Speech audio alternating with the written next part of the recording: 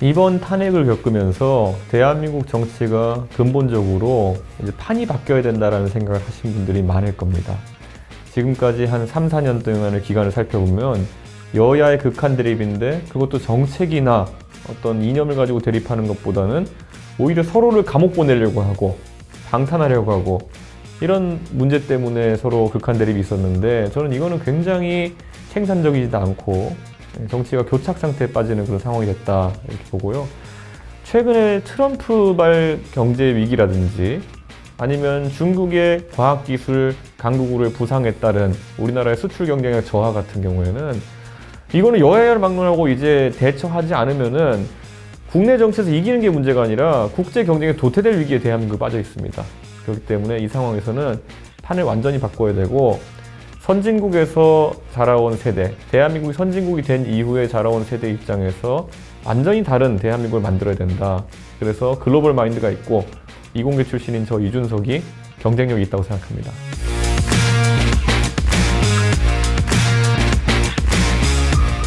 저는 트럼프 정부의 저런 관세 정책이라는 것이 경제학의 기본을 따져봤을 때 오래 지속되기는 어렵다라는 생각을 합니다. 근데 유럽 같은 경우에도 그렇고 캐나다도 그렇고 다른 동남아 국가들도 그렇고 처음 이 상황을 접해가지고 충격파에서 지금 헤매고 있는 것인데요. 저는 여기에 대응할 수 있는, 그러니까 미국이 이런 식의 관세 전쟁을 벌일 때 같이 연대해서 대처할 수 있는 국가들이 있어야 된다 이런 생각을 합니다. 가장 먼저 지금 베트남 같은 경우에 구미나 이런 우리 지역의 중요한 산단들에서 빠져나간 생산시설들이 베트남으로 이전했는데 이번에 베트남은 한국보다 더 센 관세를 두들겨 맞으면서 그곳으로 이전한 한국 기업들이 큰 낭패를 봤습니다. 저는 그렇다면 이런 문제에 대해 가지고 앞으로 이런 생산기지들이 다시 대한민국으로 돌아올 수 있게 하려면 어떤 지원책을 펼쳐야 하느냐 이런 것들을 정치인들이 심도 있게 논의해야 된다 이렇게 보고요. 한편에서는 또 이런 관세나 이런 전쟁을 하는 데 있어서 또 중국과의 과학기술 경쟁 같은 데서도 우리가 공급망 체인에서 얼마나 중요한 위치를 점유하고 있느냐가 갈수록 핵심이 된다 봅니다. 그래서 지금은 HBM 반도체라든지 아니면 우리의 배터리 기술이라든지 몇 가지 우리가 전 세계에서 앞서 나가는 기술들이 있습니다. 그런데 이런 것들이 한두 개 갖고는 안 되고요. 대여섯 개, 일곱 개, 여덟 개 여러 가지가 되어가지고 저 한국이라는 나라의 관세 전쟁 잘못 시작하게 되면은 우리의 주요 상품의 공급망 자체가 무너질 수 있겠구나. 지금 당장 SK 하이닉스에 대한 어떤 규제를 만약 미국에서 결정하면은 한창 미국에서 잘 나가는 엔비디아나 AI 관련 기업들이 주춤할 수밖에 없는 겁니다. 그러니까 우리가 고슴도치처럼 우리의 핵심 산업을 가지고 우리가 잘 지켜낼 수 있는 힘을 갖출 때 결국은 우리는 마음대로 건드리지 못할 것이다. 그래서 저는 무한 과학기술 경쟁에 나서야 되는 것이고 그러기 위해서는 별거 없습니다. 인재를 양성해야 되는 것이고 저는 다시 한번 공부하는 대한민국, 연구하는 대한민국을 만들겠다. 이런 약속을 드립니다.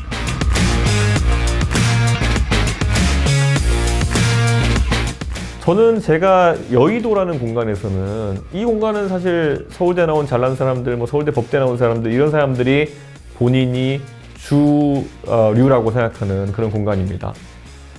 그래서 저는 해외에서 대학을 나왔기 때문에 학연이 없는 상태에서 정치를 하고 있는 거나 마찬가지입니다. 제가 고등학교는 또 특목고등학교, 과학고등학교를 나왔기 때문에 이 정치 적응력으로 진출한 사람이 없어요. 저 말고는. 그런데 보니까 굉장히 그런 것들의 혜택을 덜 본 사람인데 제가 만약에 미국에 가가지고 워싱턴 DC에 가게 되면은 저희 학벌과 저희 미국에서 유학한 경험이라는 것은 그곳에서 주류로 발돋움할 수 있는 키가 됩니다. 트럼프 대통령도 유펜이라는 미국의 아이비리그에 있는 유수한 대학을 나와가지고 또 그런 인맥이 있겠지만은 저는 하버드 대학교를 졸업한 사람으로서 지금 저희 동문들이 아직까지는 최고위직까지 가지 않았지만은 워싱턴 DC의 주요 의사결정의 위치에서 활약하고 있습니다. 저는 제가 미국에 가서 만약에 공부한 경험이라든지 이런 것들을 알게 되는 사람들이라면은 우선은 다른 대한민국의 정치나 외교관을 봤을 때와는 조금 다른 대응을 하는 것을 제 스스로 느낍니다. 긴장하고 보는 것이죠. 저는 그 긴장감이 사실 한국이 업수이 여겨지지 않는, 얕보이지 않는 그런 첫 번째 시발점이라고 보고요. 그리고 저는 제가 외신 인터뷰도 제가 자주 하는 편이지만은 자유롭게 소통할 수 있다는 것, 그게 큰 강점이 될 겁니다. 제가 당대표를 지내던 시점에도 해외 출장을 가보면은 미국의 국무부 관리들이 저한테 이렇게 얘기하더라고요. 한국에서 온 사람들 중에서 이렇게 밀도 있는 대화를 할 수 있는 사람은 처음이었다. 왜냐, 사실 통역을 끼고 대화한다는 것은 내가 말할 때 한번 통역을 거치고 또 상대가 말할 때 한번 통역을 거치고 한 두세 배, 세네 배 이상의 비효율을 야기하는 거거든요. 근데 외교 현장에 가면은 그 시간은 냉정합니다. 만약 마치 변호사가 이렇게 시간 단위로 비용 제시하는 것처럼 딱 미국에 어떤 사람 만난다 그러면 우리 한 15분만 얘기합시다 이렇게 되면은 그 15분 안에 얼마나 많은 내용을, 우리 국익에 해당하는 얼마나 많은 내용을 끼워 넣을 수 있느냐에 따라서도 완전히 효율이 달라지는 겁니다. 그런 면에서 저는 다른 정치인들, 대한민국 다른 정치인들에 비해서 엄청난 효율과 가능성을 가지고 있다, 이렇게 생각합니다.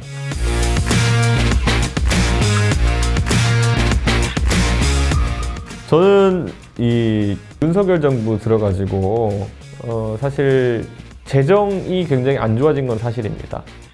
특히 문재인 정부 시절부터 100조대 가까운 이제 재정 적자들이 나오기 시작하면서 이게 고착화되고 있고, 그러다 보니까 지출을 줄여야 되고, 그럼 지역 균형 발전이나 이런 게 투입되는 비용 자체가 줄어들 수밖에 없는 것이거든요. 윤석열 대통령도 본인이 공약했던 것들 거의 못 지켰습니다. 지역 발전 예산 같은 거. 당장 포항만 가도 영일마 대교 같은 것들 공약됐는데 실제 착공도 못하고 있는 것이고, 여러 가지 SOC 사업들도 뒤처지고 있는 것이고, 그래서 저는 이게 전부 다 대한민국이 세수 관리를 지금 잘못하고 있기 때문이라는 생각을 합니다.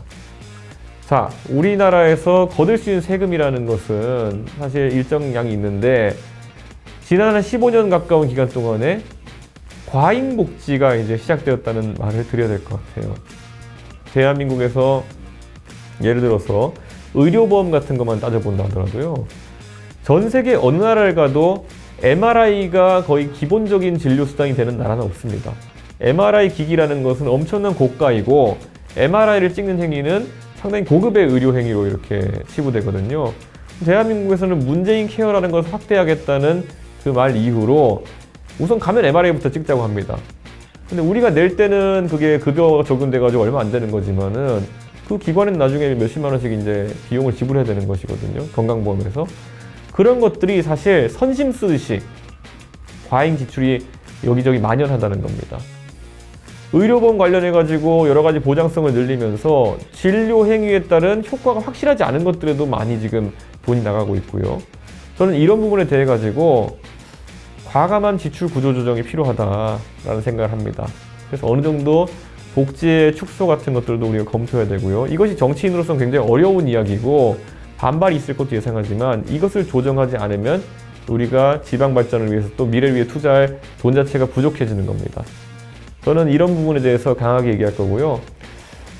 지방을 상생시키는 데 있어서, 자, 경제를 우리가 이렇게 봐야 됩니다. 경제는 이재명 대표식 경제라는 거는 어디 물이 부족하다 그러면은 물 한 잔 따라가지고 드십시오 이렇게 주는 것이 이재명식 경제라고 저는 생각합니다. 근데 저는 경제라는 것은 치수와도 같은 것이다 원래 생각합니다. 물이 댐을 쌓고 그래서 물이 자연스럽게 어느 방향으로 흐르는지를 제어하고 이런 식으로 돼야 되는데, 저는 그런 식의 경제가 돌아가야 되고, 그러기 위해서는 세제 개편이 필요하다라는 생각을 합니다.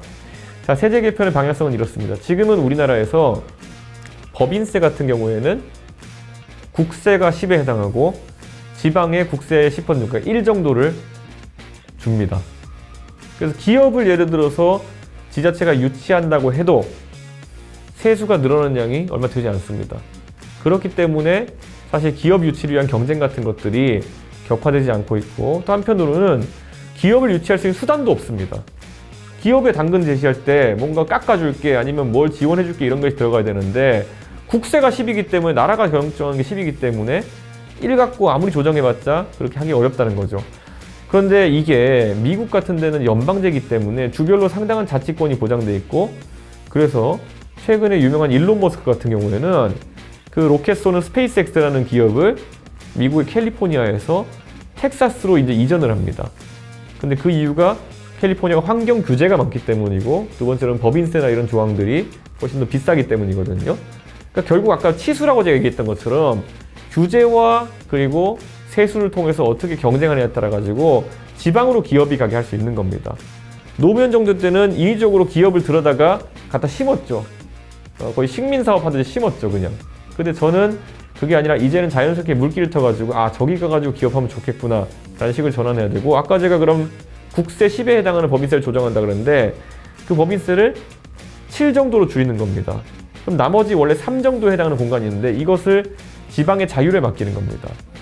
그럼 지방에 따라 가지고 본인들이 높은 법인세를 지방세로 걷어도 기업을 유치할 수 있다 하는 자신감이 있는 곳들, 그런 곳은 많이 거둘 것이고, 아니면은 조금 기업하기 여건이 안 좋지만은 법인세를 지방에서 0으로 만들어주겠다 하는 곳이 나올 수도 있는 겁니다. 미국의 실제 주별로 보면요, 미국의 주별로 소비세, 법인세 이런 것들을 주세를 0으로 만들어버리는 것들이 있습니다.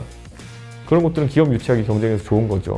저는 이런 식으로 보수의 가치라는 것은 경제에 있어가지고 자유와 경쟁을 장려해야 되는 것인데, 저는 그런 방향으로 갔을 때 지방 도시 간, 지방 광역단체 간 경쟁이 일어나가지고 지방 발전이 더 활성화될 수 있다, 그런 생각을 합니다.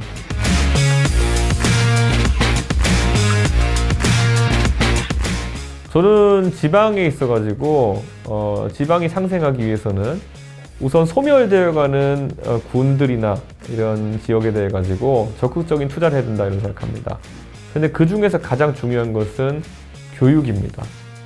지금 나이 든 세대는 더 이상 떠날 수가 없어가지고 그거 정착할지 모르겠지만은 젊은 세대는 교육 환경과 일자리 때문에 지역을 떠나고 있습니다. 그래서 제가 예전에 책을 쓸 때부터 얘기했던 것이 확실하게 바꿔야 되는 것이 교육 환경인데, 지금 제가 한번 문경의 고등학교들의 한 학년 학생 수를 살펴봤더니만 17명, 18명 이렇습니다.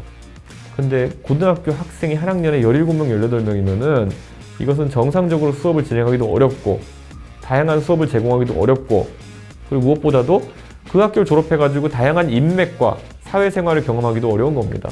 저는 그래서 학교 광역화 같은 것들을 시작해야 된다 생각하는 것이, 경상북도에 예를 들어 문경, 상주, 예천 뭐 이런 곳에 있는 학교들, 아까 말했던 10명, 20명, 30명 남짓한 규모를 가진 학교들을 모아가지고 큰 학교, 기숙사 학교들을 만들어야 된다 생각하는 겁니다. 그래서 그 기숙사 학교들을 지역 명문고로 발달시켜야 된다.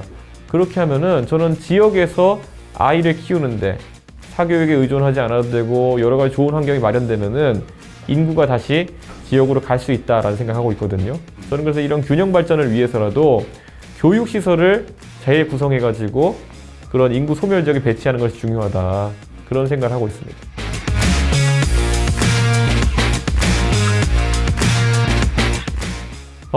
저는 보수가 가장 잘못했던 것, 또는 국민의힘이 가장 잘못했던 것은 12월 3일 계엄이 터진 순간부터 윤석열 정부의 몰락, 그리고 윤석열 대통령의 퇴임은 그냥 예정된 것이었습니다. 그 예고된 일정을 아닌 것처럼 부인하고 어떻게든 그 물기를 되돌려보려고 하는 움직임 속에 4달 정도 되는 시간을 허비한 겁니다.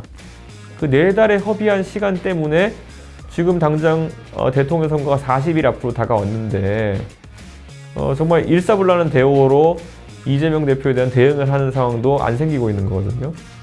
저는 한덕수 총리의 출마에 대한 여러 가지 이야기는 이런 움직임을 가속화시키고 있다, 그런 생각이 듭니다. 그리고 한덕수 총리는 실제 출마하기까지는 굉장한 어려움이 있을 겁니다. 과거에 고건, 반기문 이런 훌륭한 관료 충실의 정치인들이 뭔가 시작해 보려고 했을 때 완전 새로운 영역이라는 것을 직감하면서 결국 뛰어들지 못했거든요.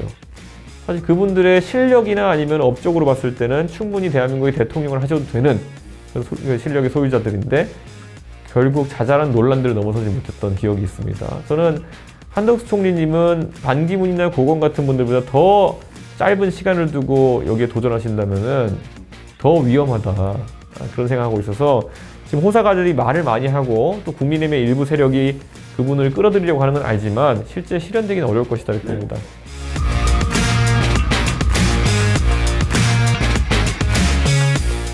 저는 대한민국의 선거가 어떤 구도로 짜있느냐가 굉장히 중요하다고 봅니다. 예를 들어서 지금 보수와 진보의 1대1 대결 구도가 된다. 그러면은 보수는 이미 이번 탄핵 사태로 인해 가지고 국민들의 신망을 상당히 잃었습니다. 그리고 2연속 탄핵입니다. 보수 진영의 대통령에. 그렇기 때문에 이 틀로 만약에 선거에 진입한다 그러면은 이길 방법이 없습니다. 그래서 저는 제가 상징하는 것들 중에서 대립구도 만들었을 때 충분히 승부 가능한 것도 있다 봅니다. 과거와 미래를 대비하면은 이재명이 과거고 이준석이 미래인 것은 명확합니다. 그리고 정상과 비정상으로 놓아도 저는 지금 이재명 대표는 사법 리스크가 일부 해소됐다고는 하지만은 아직 오늘도 지금 저희 녹화한 중간에 재판 가 있는 걸로 알고 있습니다. 대장동 관련해서. 저는 정상과 비정상, 도덕과 비도덕의 대결, 어떤 구도에 놓아도 저는 이재명 대표보다 우위에 설 수 있다고 생각합니다. 오직 그 보수 진보라는 낡은 이념적 대립 구도만 아니면은 제가 이길 수 있다고 생각합니다. 그래서 저는 앞으로 대한민국에서 좀 대한민국 미래를 걱정하는 분들이라면요, 어디 가시든지 이번 선거는 물론 윤석열 대통령이 계엄을 터뜨리고 탄핵을 해가지고 그에 대한 심판 선거가 될 수도 있지만 우리가 심판 선거 많이 해봤더니 뭐가 좋느냐. 예전에 문재인 대통령이 그때 탄핵 이후에 대통령 돼가지고 저는 대한민국에서 심판 선거가 해봤더니 좋던가 라는 질문을 유권자에게 던지고 싶습니다. 문재인 대통령이 과거에 탄핵 이후에 심판 선거에서 대통령이 됐지만 자꾸 그 분위기가 만들어지다 보니까 결국 윤석열 한동훈 검사를 이용해가지고 적폐청산의 길에 나선 겁니다.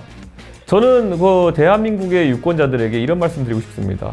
과거의 탄핵 대선 이후에 결국에는 심판 선거가 됐던 것인데 탄핵 대선에서 그렇게 문재인 대통령을 심판 선거로 밀어줬더니 결국엔 그 관성으로 적폐청산이라는 일을 벌입니다. 윤석열 한동훈 검사를 이용해가지고 상대 진영을 박살내는데 정치에 많은 것을 쏟아부은 거거든요. 저는 이번에 또 그런 일이 발생하게 되면은 대한민국은 앞으로 회복하기 어려울 것이다, 이런 생각을 합니다. 그래서 이제는 누가 선악의 대결로 몰아가려는 사람이 있으면은 그 사람 배척하고 오히려 누가 더 미래에 대해서 맞는 말을 하느냐, 누가 더 비전 있는 말을 하느냐, 이런 걸 살필 때가 되었다, 그런 생각을 합니다.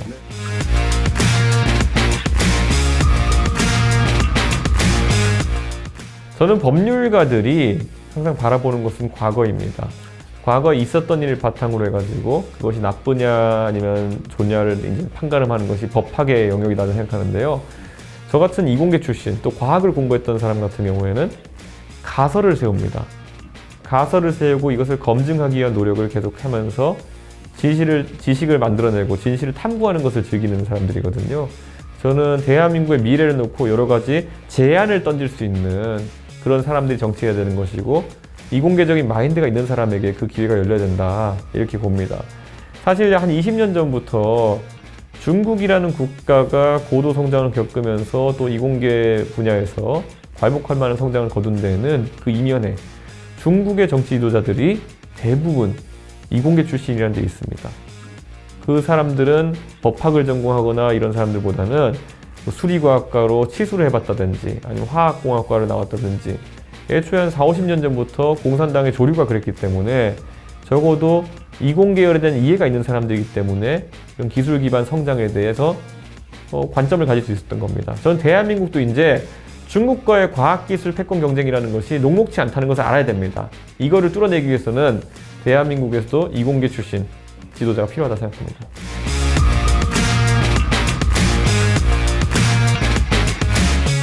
제가 예전에 동탄에서 국회의원 선거에 당선될 때요, 그 지역구가 원래 민주당이 65%로 그 전 총선에 당선됐던 곳입니다. 그런데 결국에는 제가 선거에 나갔더니 놀라운 일이 발생한 것이 제 진정성을 보시고는 민주당 후보의 지지율이 38%가 된 겁니다. 65에서 그럼 38로의 변화는 무엇일까? 오히려 윤석열 정부 내내 젊은 세대들은 비판적이었고 상황이 더 민주당이 유리하게 돌아가야 되는데 왜 65%에서 38%로 득표율이 줄었을까? 그거는 저는 결국 민주당의 연성 지지층, 민주당의 강성 지지층, 연성 지지층 같은 경우에는 지금까지 국민의힘으로 보수 정당이 동치화돼서 대변됐을 때 그들에 대한 심판 투표를 해온 겁니다.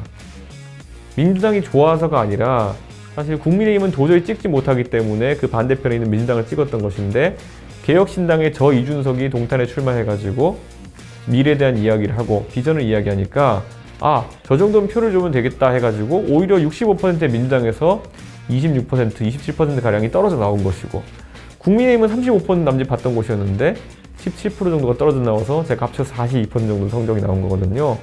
저는 냉정하게 이번 대통령 선거도 아까 제가 말했던 구도, 과거와 미래의 대립으로 가게 되면은 저는 민주당 후보, 국민의힘 후보 둘 다 과거에 속할 것이다 이렇게 보고요. 정상과 비정상의 범주로 간다 하더라도 저는 충분한 대립 구도가 나올 수 있다 이렇게 생각합니다. 그래서 저는 결국에는 연성 민주당 지지층의 지지까지 가져올 수 있는 저 이준석이 이번 대선의 필승 카드다 이런 확신을 가지고 있습니다.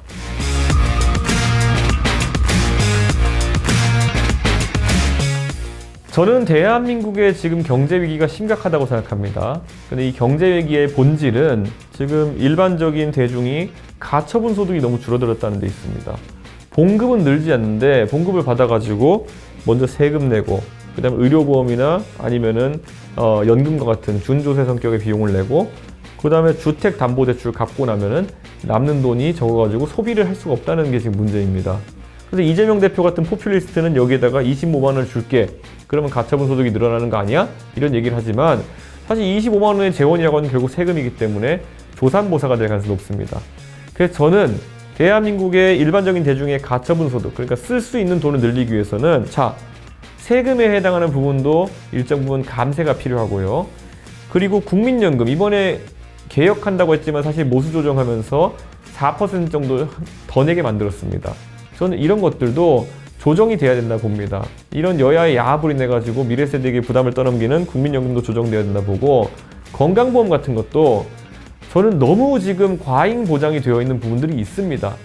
물론 암이라든지 아니면 중증에 대해 가지고는 우리가 그것 때문에 폐가망신하는 경우가 없도록 충분한 지원을 해야겠지만은, 문재인 정부 시절에 문재인 케어란 이름으로 선심성으로 들어간 어떤 의료보험 혜택들도 있습니다. 이런 것들을 걷어내가지고 의료보험, 건강보험료의 비용을 줄여야 되는 것도 있고요.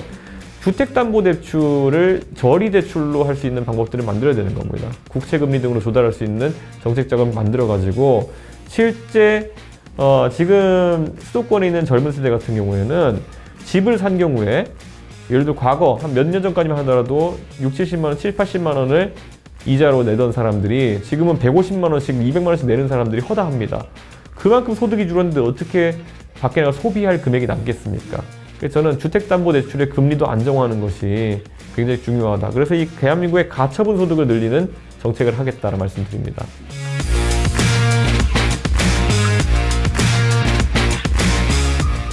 아마 제가 국민의힘 대표를 하던 시절에 윤석열 대통령과의 여러 가지 충돌이 있는 부분을 보고 왜 이준석은 저렇게 별나냐 이렇게 얘기하셨던 분도 있는 것 같고, 그래서 뭐 싸가지 담론을 형성하신 분들도 있는 것 같습니다. 근데 첫째로 우선 지금 윤석열 대통령이 해놓은 모습을 보면은 결국에는 윤석열 대통령이 얼마나 그때 잘못했길래 이준석이 그렇게까지 얘기했을까, 그렇게까지 행동했을까를 이제 이해하실 거다라는 생각을 합니다. 그리고 두 번째로는 저에 대해서 지난 몇 년 동안 그런 윤석열 대통령 중심으로 해서 강경보수 또는 극우 세력에 엄청난 공격이 있어 왔습니다. 잘 아시지만 저에 대해서 성상납이니 뭐니 이렇게 공격했던 것들 다 수사 결과 전혀 근거 없는 것으로 이제 드러났고, 그리고 그 외에도 보면 제 학벌이 위조됐다든지 학력이 위조됐다든지 이런 것들을 유튜브에서 계속 돌리면서 공격해왔고, 저에게 뭐 화교 집안이라고 공격하는 사람도 있었고, 뭐 정말 여러 가지 공격들을 집합해가지고 던졌기 때문에 지금도 그런 정보에 잘못 낚이신 분들은 제가 만나뵈면은 그런 얘기들 하세요. 성상납 그거는 자기 그것 때문에 절 지지하지 않는다 그러고, 근데 제가 다 거짓말이라고 얘기하면은, 그래서 다 결과 나왔다고 얘기하면은 깜짝 놀라세요. 자기 몰랐다고. 어떻게 사람 하나를 그런 식으로 보수 세력에서 매장시키기 위해 가지고 달려들어가지고 공격할 수 있느냐. 이준석 씨 미안하다 이렇게 얘기하는 분들이 굉장히 많으세요.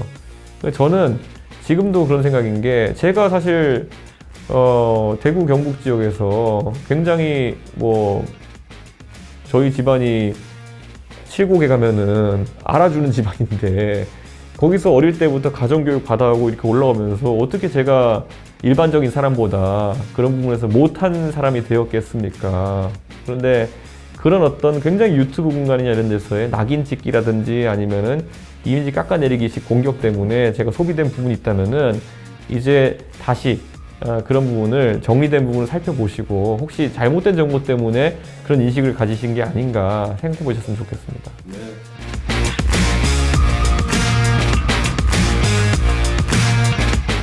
빅텐트라고 하는 것은 지금까지 성공한 적이 거의 없습니다.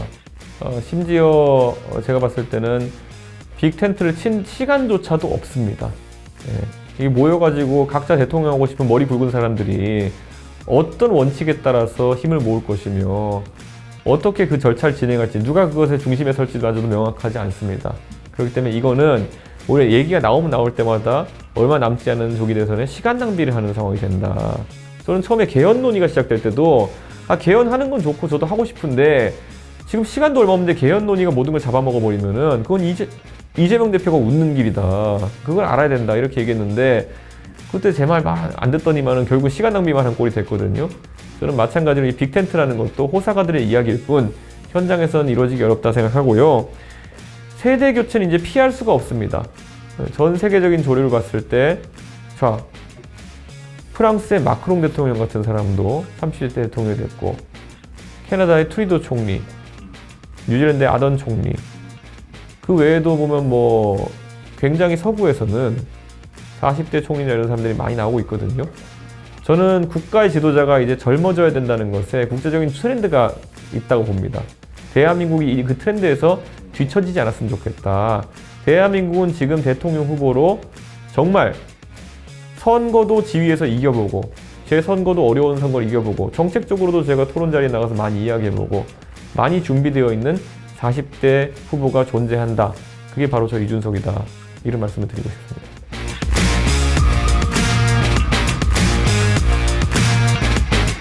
저는 이렇게 말씀드리겠습니다. 이준석은 새로운 시대를 만들어 나가는 첫 대통령입니다.